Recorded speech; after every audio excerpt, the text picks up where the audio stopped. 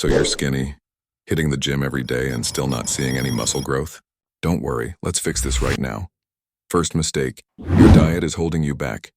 Most skinny guys think they're eating a lot, but in reality they're eating big filling meals that aren't actually high in calories. If you want to grow, you need calorie-dense foods. I'm talking about peanut butter, whole milk, nuts, olive oil, dried fruits. These small foods pack a huge calorie punch and should be part of your daily routine. Another mistake? Eating only when you're hungry, or only on training days. That won't work. Your body needs a consistent calorie surplus every single day. A simple formula. Take your body weight in kilograms, multiply by 35, then add about 500 calories. That's your daily target. And don't just wait for hunger signals. Eat every 3 hours, even if you don't feel like it. That's how you fuel muscle growth.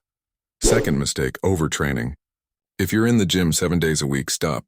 More is not always better. Muscles grow when you rest, not when you're smashing them every single day. For beginners, the sweet spot is 4 to 5 workouts per week. Train 2 days in a row, then take 1 day off. That rhythm gives your muscles the time they need to recover and grow bigger. Third mistake, training each muscle only once a week. Think about it. If you train your chest today and then wait an entire week before hitting it again, you're leaving gains on the table. Beginners grow faster when each muscle group is trained twice a week. It's simple. More quality training frequency equals faster progress. Fourth mistake, stopping too early. Most people rack the weight at 10 reps because that's what the plan says. Wrong approach. What matters isn't the number, it's the intensity.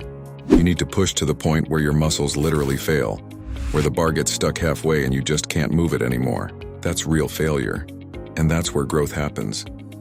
So if you're skinny and tired of no progress, remember these rules. Eat more calorie-dense foods every 3 hours.